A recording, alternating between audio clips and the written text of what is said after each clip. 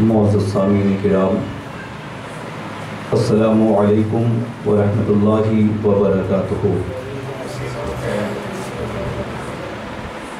الحمدللہ نحمدہ ونستعینہ ونستغفرہ ونؤمن بہ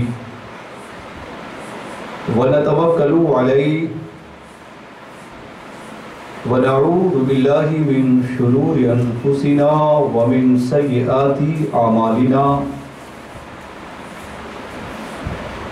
من یہدہ اللہ فلا مضل لہ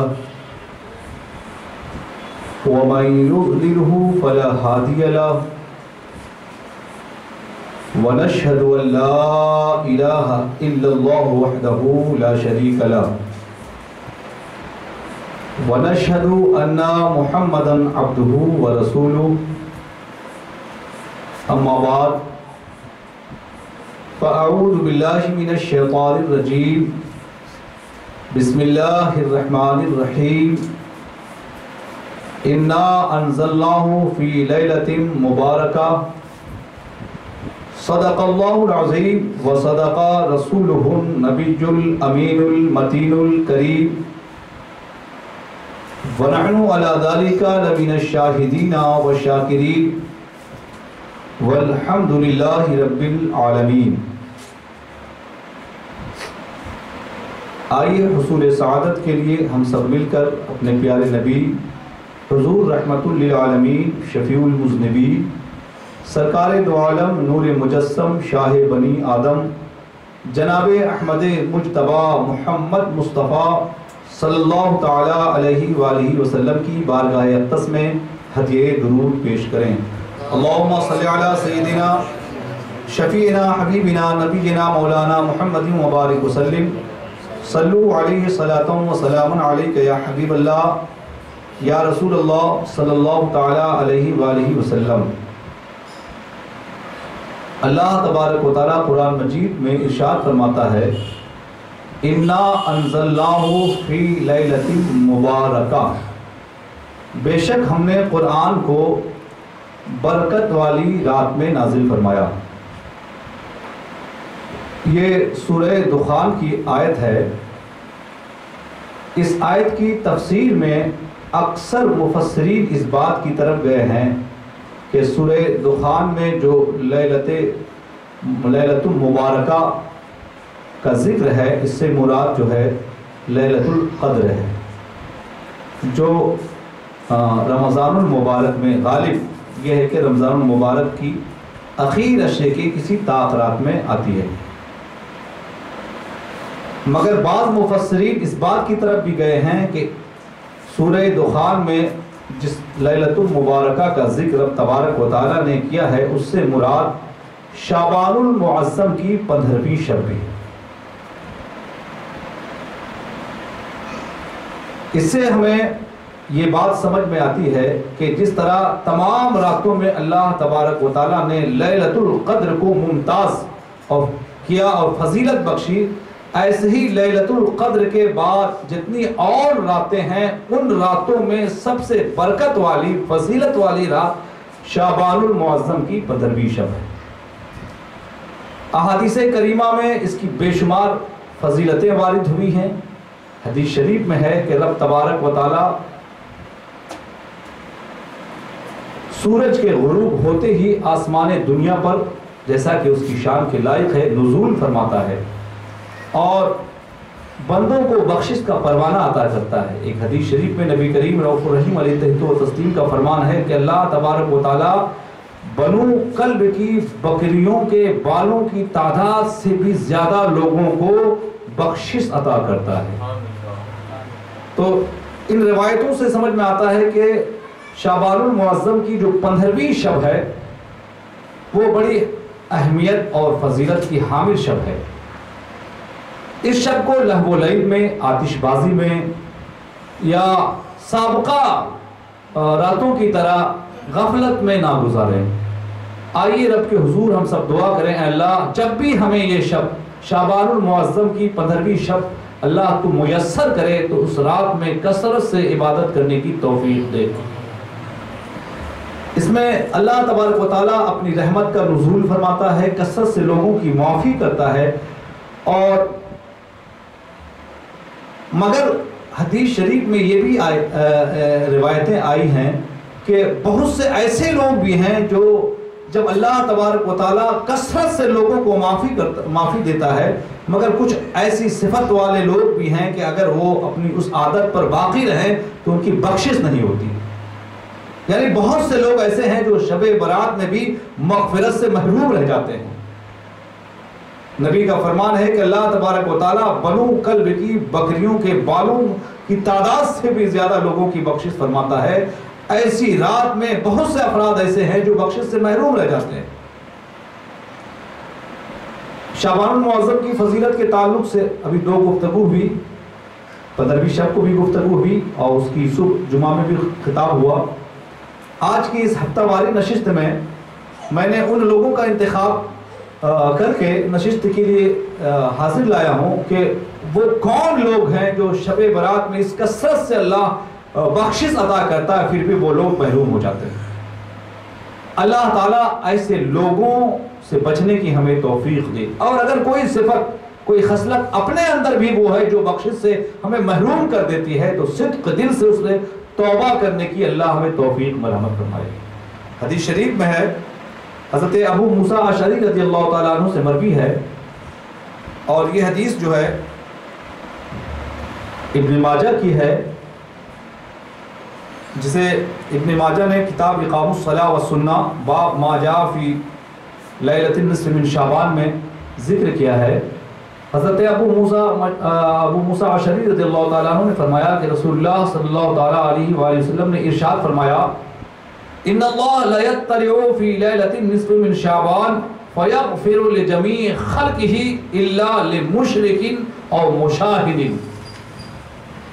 کہ حضور کریم رؤوف الرحیم علیہ التحیۃ و تسلیم کا فرمان ہے کہ اللہ تبارک و تعالیٰ 15ویں شعبان المعظم کی شب جو ہے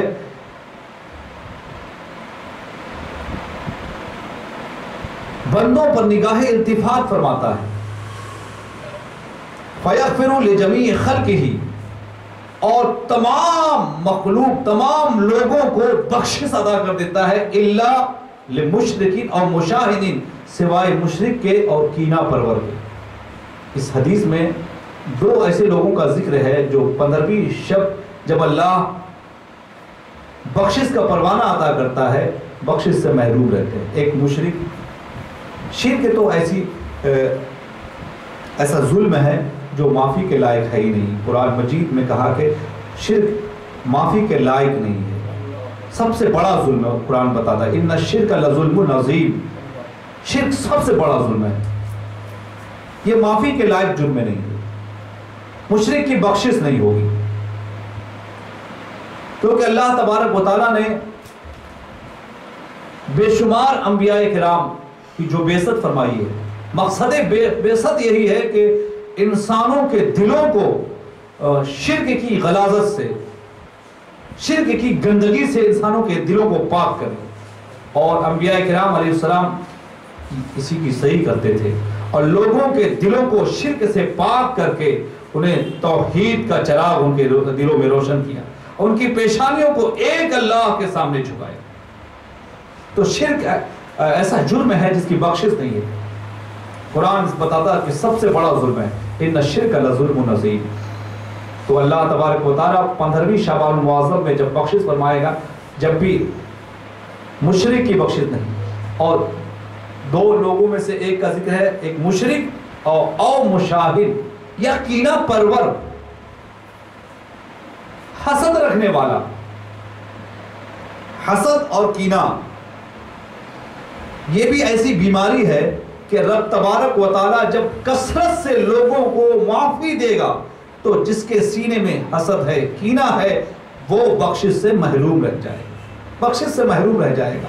حسد بہت بری بلا ہے، اور حسد تو نبی کریم رؤوف الرحیم علیہ التحیۃ و تسلیم نے ہمیں واضح طور پر اس سے بچنے کا حکم فرمایا ہے. رسول کریم علیہ التحیۃ و تسلیم کا فرمان ہے، ایاکم والحسد فَإِنَّ الْحَسَدَ يَأْكُلُ الْحَسَنَاتِ كَمَا تَأْكُلُ النَّارُ الْحَطَبَ، کہ تم لوگ جو ہے حسد سے بچا کرو، کیونکہ حسد جو ہے نیکیوں کو ایسے ہی کھا جاتا ہے جیسا کہ آگ لکڑی کو کھا جاتی ہے۔ ایک لکڑی جو ہمارے بہت سے کاموں ہماری مدد کرتی ہے، ہم اس کے ذریعے جو ہے آگ جلا کر کھانا پکا لیتے ہیں، ہم اس کے ذریعے جو ہے اپنے باغات کو گھیر کے جو ہے موذی جانوروں سے حفاظت کرتے ہیں۔ ہم جب ضعیف ہو جاتے ہیں تو اسی ڈنڈے کے سہارے جو ہے ہم راستہ طے کرتے ہیں۔ وہ اس لکڑی کو اگر ہم آگ لگا دیں تو دیر نہیں ہوتی، وہ لکڑی جو ہمیں مدد پہنچاتی ہے ہمارے بہت سے کاموں میں، اس لکڑی کے ذریعے جو ہے ہم جہاز بنا کر، کشتیاں بنا کر جو ہے سمندروں میں راستہ طے کرتے ہیں، اور مکان میں دروازے بنا کر اپنے مال جان کی حفاظت کرتے ہیں۔ مگر اسے آگ چھو جائے تو وہی لکڑی جو ہماری مدد کے لیے کارآمد تھی جل کے راکھ ہو جاتی، اس کی ہستی کو، اس کے وجود کو مٹا کر خاک کر دیتی۔ نبی نے ایک تمثیل دے کے ہمیں سمجھایا، حسد ایسی ہی بیماری ہے، جس طرح حسد لکڑی کے وجود کو جلا کر خاک میں تبدیل کر دیتی ہے، ایسے ہی حسد جو ہے انسانوں کی نیکیوں کو برباد کر دیتا ہے۔ اللہ تعالی ہم جملہ مسلمانوں کو اپنے سینے سے حسد دور کرنے کی توفیق۔ رب تبارک و تعالی شعبان المعظم میں جب بے شمار لوگوں کو مغفرت اور بخشش عطا کرے گا تو کینہ پرور اس مغفرت سے محروم رہ جائیں گے۔ اللہ تعالی ہم تمام مسلمانوں کو اپنے سینے سے حسد دور کرنے کی توفیق مرحمت فرمائے۔ کئی روایتیں ہیں جس میں نبی کریم رؤوف الرحیم علیہ التحیۃ و تسلیم نے فرمایا کہ کینہ پرور جو ہے کینہ پرور کی مغفرت سے محروم رہ جائیں گے۔ اللہ تعالی ہم تمام مسلمانوں کو اس بلا سے توبہ کرنے کی توفیق مرحمت فرمائے۔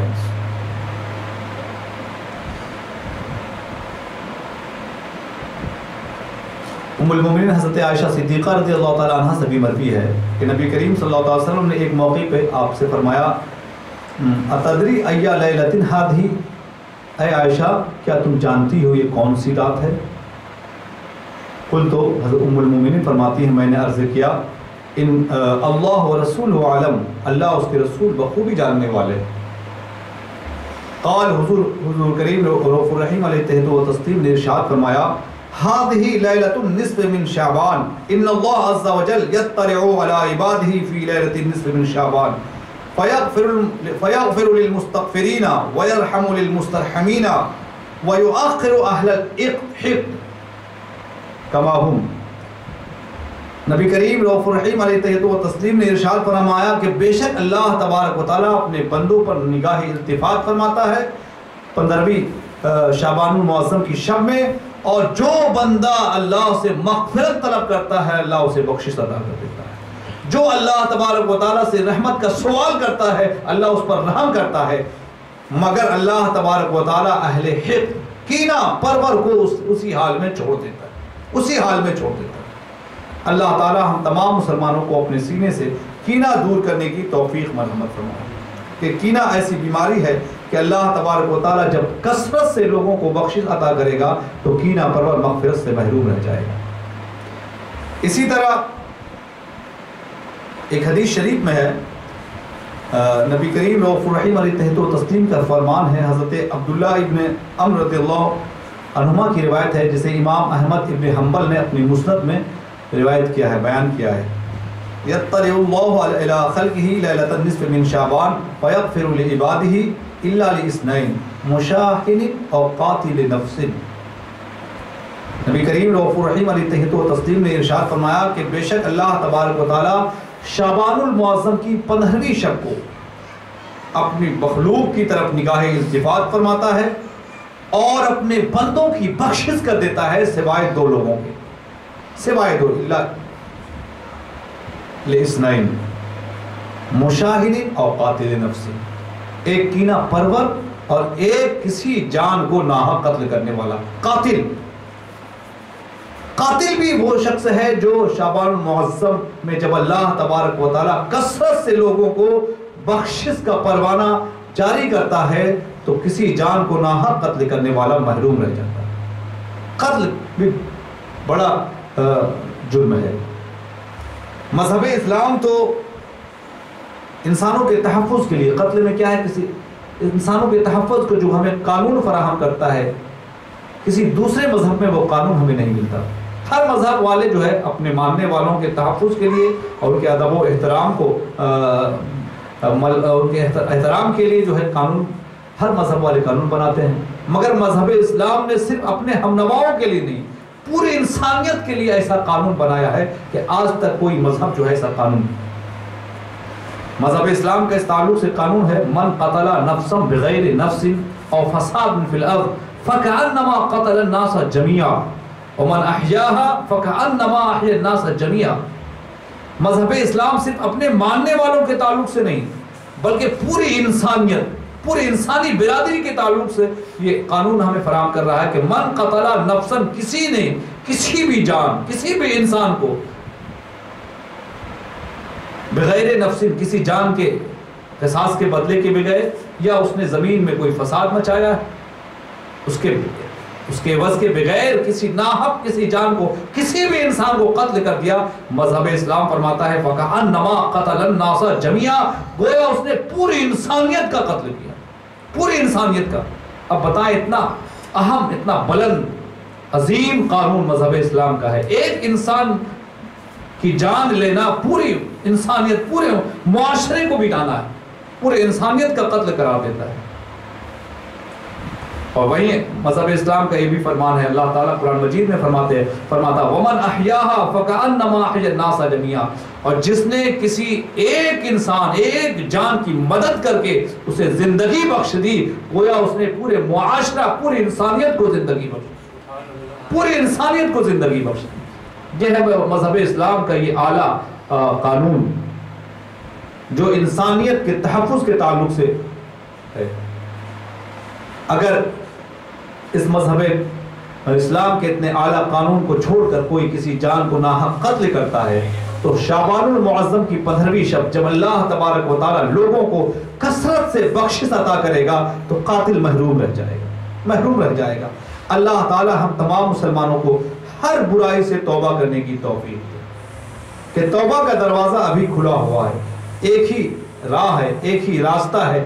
انسان کو اللہ کی بخشش مطلوب ہے تو اپنے گناہوں سے توبہ کر لے، اپنے گناہوں پر نادم ہو جائے، اپنے گناہوں پر شرمندہ ہو کر صدق دل سے توبہ کر لے۔ اللہ تعالی ہم تمام مسلمانوں کو اپنے گناہوں سے توبہ کرنے کی توفیق مرحمت فرمائے۔ ایک روایت ام المومنین حضرت عائشہ صدیقہ رضی اللہ تعالی عنہ سے ہے، اسے بہقی نے فضائل الاوقات میں ذکر کیا ہے۔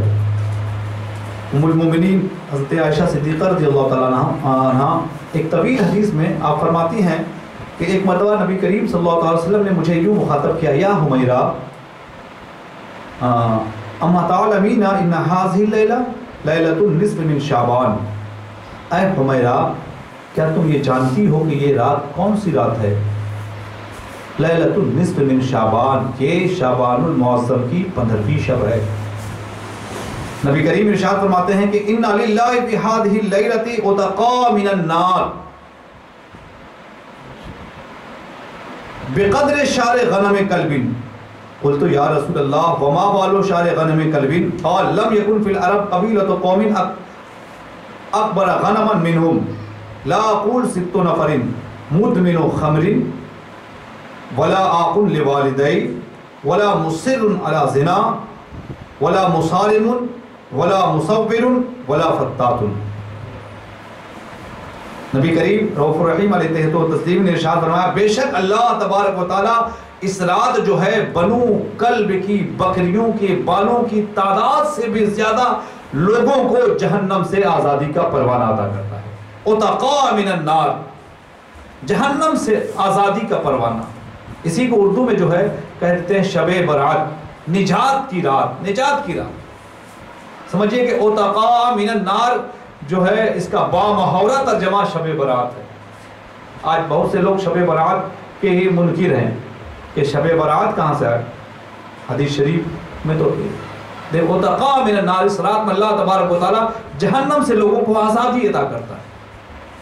پھر نبی نے فرمایا کہ ام المومنین فرماتی میں نے عرض کیا یا رسول اللہ ما بالو شعر غنم کلب، بنو کلب کی بکریوں کے بال کا کیا معاملہ ہے؟ تو نبی نے فرمایا کہ عرب میں ان سے بڑھ کر کوئی قبیلہ نہیں جو بکریاں پال، ان سے زیادہ کوئی بکریاں پالنے والا قبیلہ نہیں، یعنی سب سے زیادہ کثیر تعداد میں بنو کلب جو ہے بکریاں پالتے تھے، اور ان بکریوں کے بالوں کی تعداد سے بھی زیادہ لوگوں کو اللہ تبارک و تعالی جہنم سے آزادی عطا کرتا ہے۔ مگر نبی کریم فرماتے ہیں لا اقول ست نفر، میں جو ہے 6 لوگوں کے لیے خوشخبریاں نہیں دے رہا ہوں، اللہ تبارک و تعالیٰ کثیر تعداد میں لوگوں کو جہنم سے آزادی کا پروانہ عطا کرتا ہے، مگر نبی فرما رہے ہیں 6 ایسے لوگ ہیں جو اس خوشخبری کے حقدار نہیں ہیں۔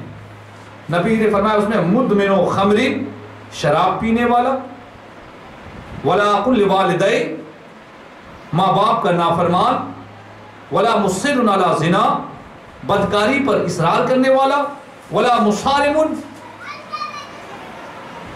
اور رشتہ توڑنے والا، قطع تعلق کرنے والا، ولا مصور، اور تصویر ساز، مجسمہ بنانے والا، ولا فتات، چغل خور۔ نبی کریم رؤوف الرحیم علیہ تہت و تسلیم نے جہاں حضرت ام المومنین عائشہ صدیقہ سے فرمایا کہ بنو کلب کی بکریوں کی تعداد سے بھی زیادہ، ان کے بالوں کی تعداد سے بھی زیادہ لوگوں کو جہنم کی آزادی دیتا ہے، وہیں 6 ایسے لوگ ہیں جو اس آزادی سے، جہنم کی آزادی سے محروم رہیں گے۔ ایک مدمن و خمرین، شرابی، شراب پینے والا، شراب نوشی کرنے والا۔ شراب تو اسلام میں ام الخبائث اسے کہا گیا، تمام خباثتوں کی جڑ، تمام بیماریوں کی جڑ۔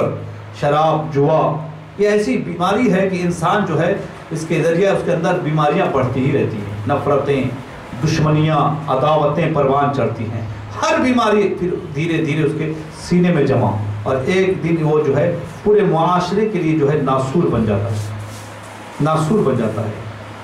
اللہ تبارک و تعالیٰ نے قرآن مجید میں کہا یہ شیطانی کام ہے، پلید چیز ہے، ناپاک چیز ہے۔ اللہ تبارک و تعالیٰ قرآن مجید میں فرماتا ہے یا ایھا الذین آمنوا انما الخمر والمیسر والانصاب والازلام رجس من عمل الشیطان فاجتنبوہ لعلکم تفلحون۔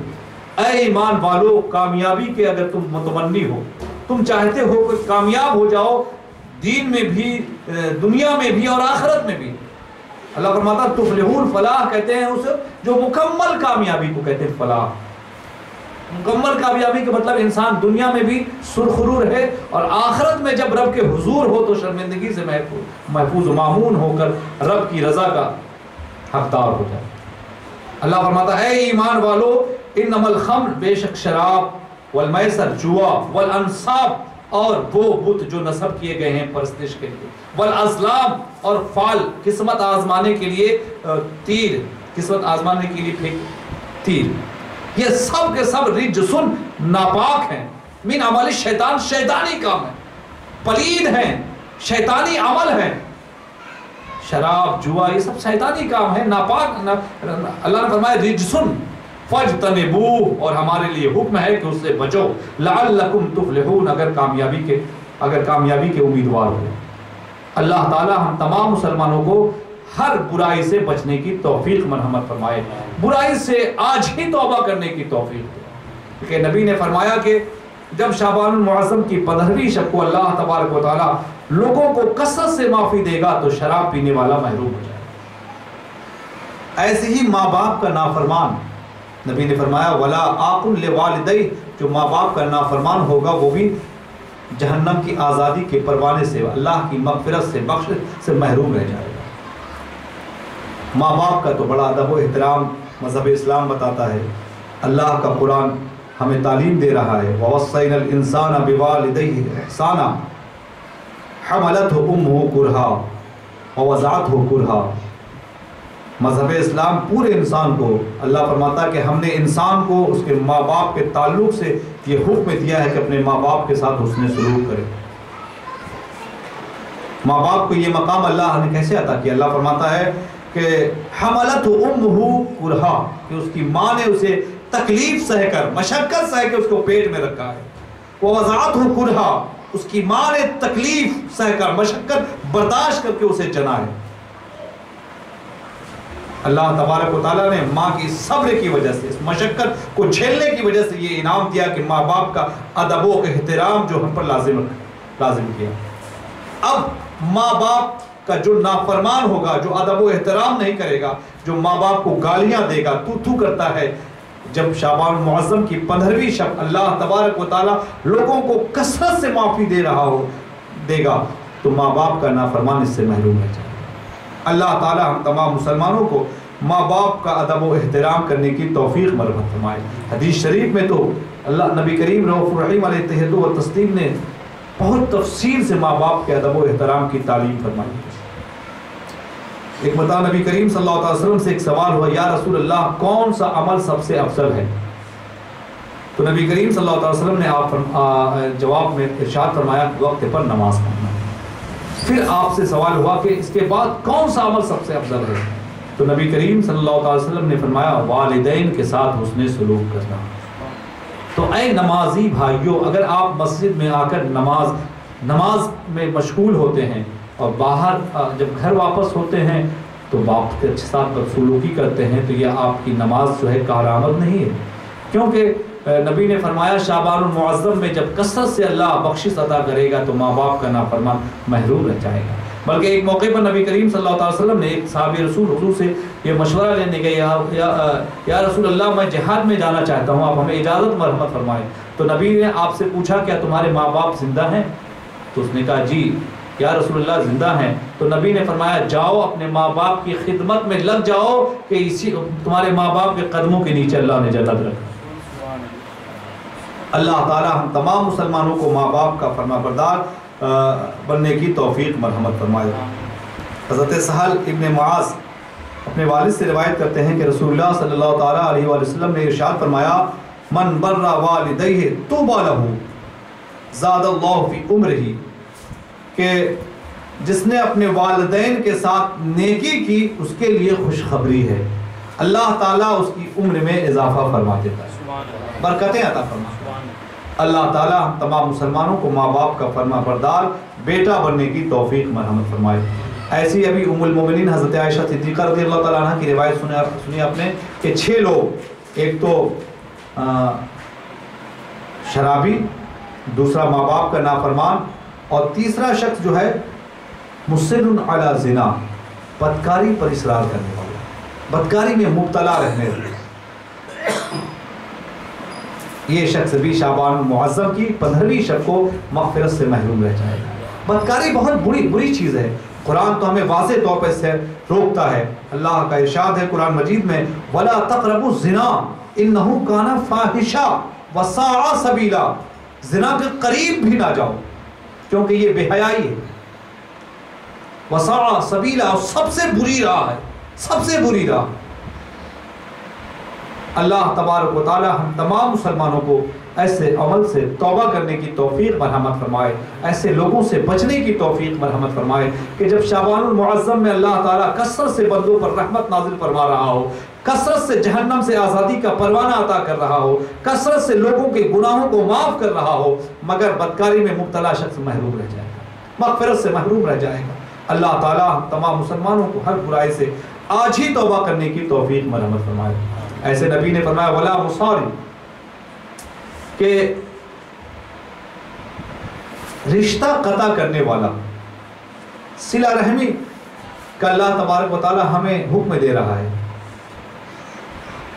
جو لوگ رشتہ توڑتے ہیں شعبان المعظم کی 15ویں شب، وہ بھی بخشش سے محروم رہ جائیں گے۔ آج ہم جو ہے ہمارا رشتہ اتنا کمزور ہو گیا ہے، معمولی بات پر، چھوٹی چھوٹی بات پر جو ہے ہم رشتہ توڑ دیتے ہیں، بھائی بھائی کا دشمن ہو جاتا ہے، یہاں تک کہ باپ بیٹے میں نہیں بن رہے۔ یہ ہم آج معمولی سمجھ کر رشتہ توڑ لیتے ہیں، باپ سے منہ پھیر لیتے ہیں، بھائی بھائی گھر میں دیوار کھڑی کر کے دشمنیاں جو ہے دشمنی کو دراز کرتا ہے۔ مگر شعبان المعظم میں جب اللہ تبارک و تعالیٰ کثرت سے لوگوں کو بخشش عطا کرے گا تو صلہ رحمی کو توڑنے والا، رشتہ داری کو کمزور کرنے والا مغفرت سے محروم رہ جائے گا۔ اللہ تعالیٰ نے ہمیں صلہ رحمی کا حکم دیا ہے، قرآن مجید میں ارشاد ہے الذین ینقضون عہد اللہ من بعد میثاقہ ویقطعون ما امر اللہ بہ ان یوصل وَيُفْسِدُونَ فِي الْأَرْضِ أُولَٰئِكَ هُمُ الْخَاسِرُونَ. بے شک وہ لوگ الذین ينقضون، وہ لوگ جو اللہ سے وعدہ کر کے توڑ دیتے ہیں، اور اللہ نے جس سے صلہ رحمی جوڑنے کا جس کو حکم دیا اسے توڑ دیتے ہیں، زمین میں فساد مچاتے ہیں. اولئک هم الخاسرون، وہ لوگ گھاٹے میں ہیں، وہ لوگ نقصان میں ہیں.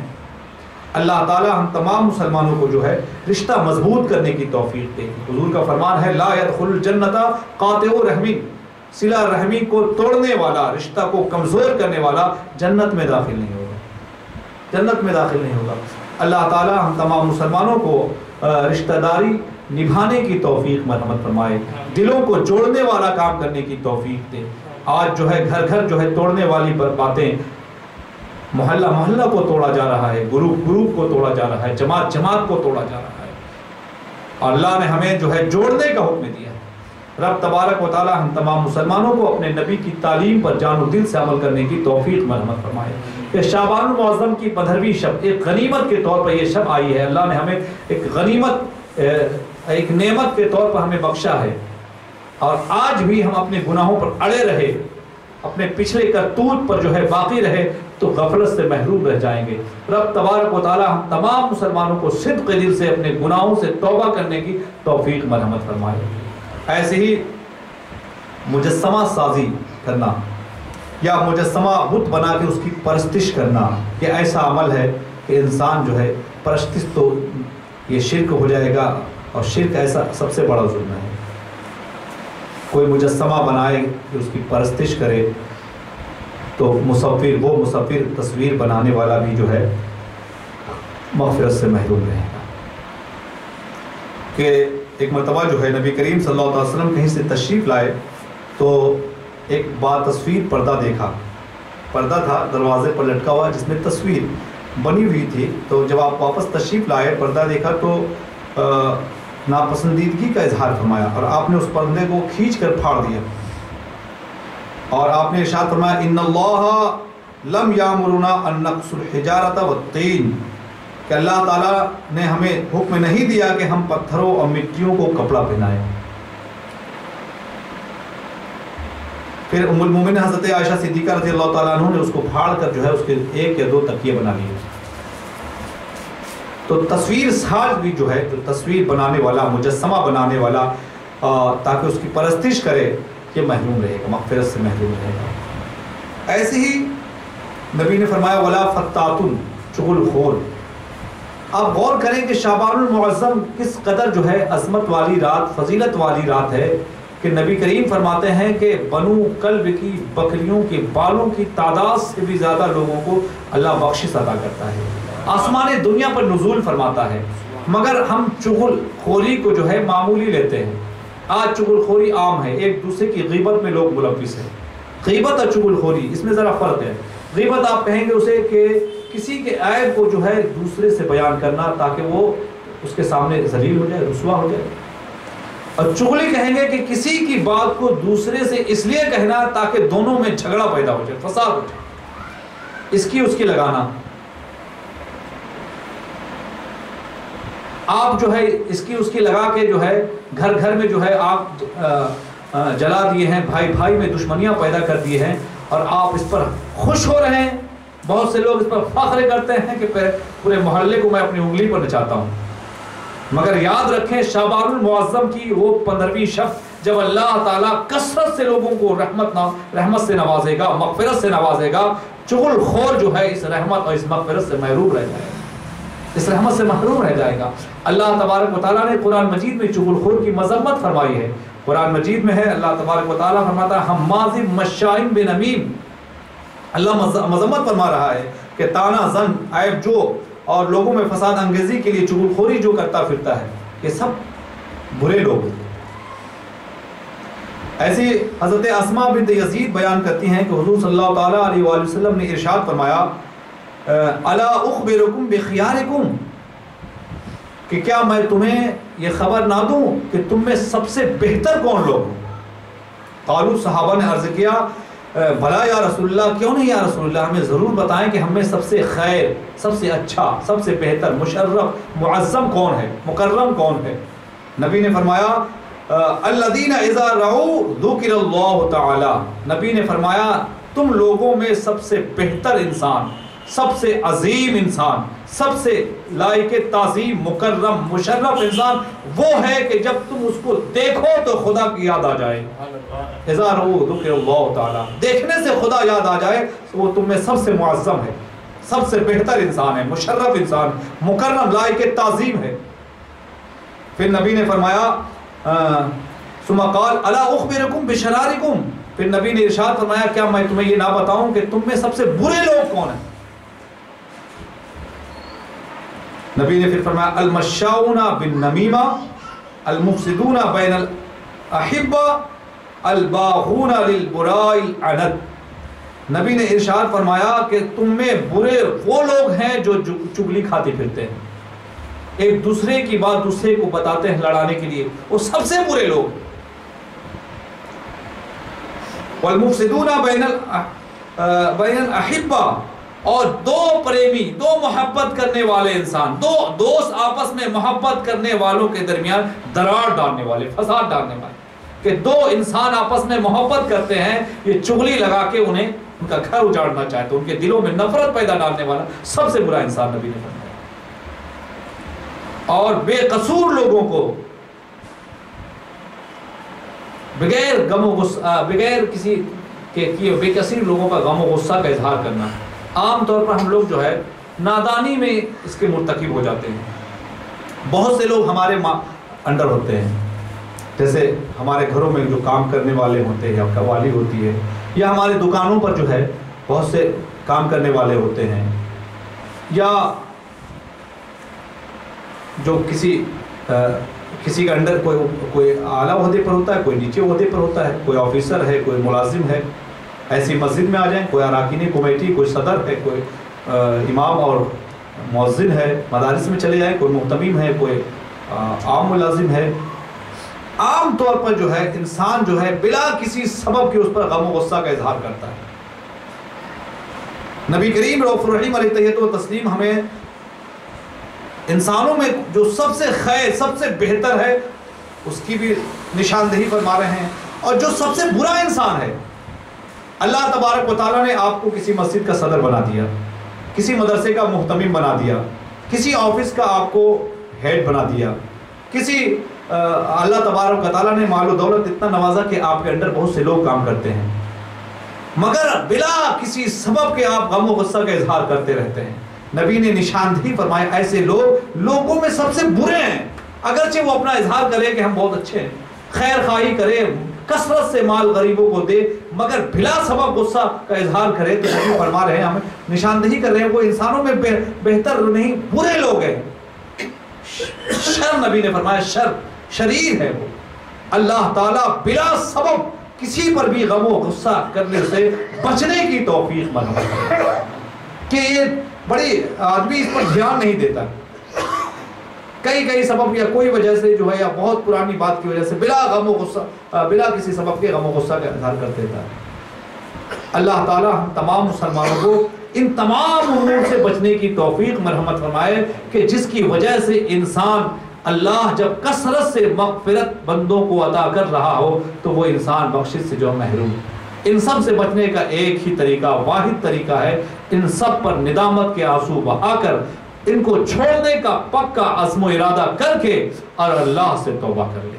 اللہ سے توبہ کر لے کہ ابھی اللہ توبہ کا دروازہ کھلا ہوا. رب تبارک و تعالیٰ قرآن مجید میں ارشاد فرما رہا ہے ثم ان ربک للذین عملوا السوء بجہالۃ ثم تابوا من بعد ذلک واصلحوا ان ربک من بعدها لغفور رحیم. بے شک تیرا رب ان لوگوں کے لیے جو نادانی سے کوئی برائی کر بیٹھتے ہیں، چغلی کر دیا، کسی کے تعلق سے اپنے دل میں کینہ رکھ لیا، کسی کو ایک تھپڑ بلا کسی قصور کے مار دیا، ماں باپ کی کبھی نہیں سنی یا ماں باپ کو زور سے کچھ کہہ دیا، تیز کلامی ہو گئی، کبھی نگاہیں بھٹک گئی. اللہ فرماتا ہے کہ بے شک وہ لوگ جو نادانی سے کوئی برائی کر بیٹھے ہیں ثم تابوا من بعد ذلک، پھر اس برائی کے بعد توبہ کر لے وَأَصْلَحُ اور اپنی اصلاح کر لے تو اللہ فرماتا ہے اِنَّ رَبَّكَ مِن بَعْدِهَا لَغَفُورٌ رَحِيمٌ بے شک اس کے بعد تو اپنے رب کو پائے گا کہ سب سے بڑا بخشنے والا اور رحم کرنے والا ہے، بخشنے والا اور رحم کرنے والا ہے۔ اللہ تعالی ہم تمام مسلمانوں کو سچے دل سے اپنے گناہوں سے توبہ کرنے کی توفیق فرمائے۔ گناہوں سے توبہ کرنے کا انعام کیا ہے جناب؟ ہمارے نبی ارشاد فرماتے ہیں گناہوں سے توبہ کرنے کا انعام یہ ہے، نبی کا فرمان ہے التائب من الذنب کمن لا ذنب لہ، گناہوں سے توبہ کرنے والا ایسے ہی ہے جیسے کہ اس نے کوئی گناہ ہی نہیں کیا ہو، کوئی گناہ نہیں کیا ہو۔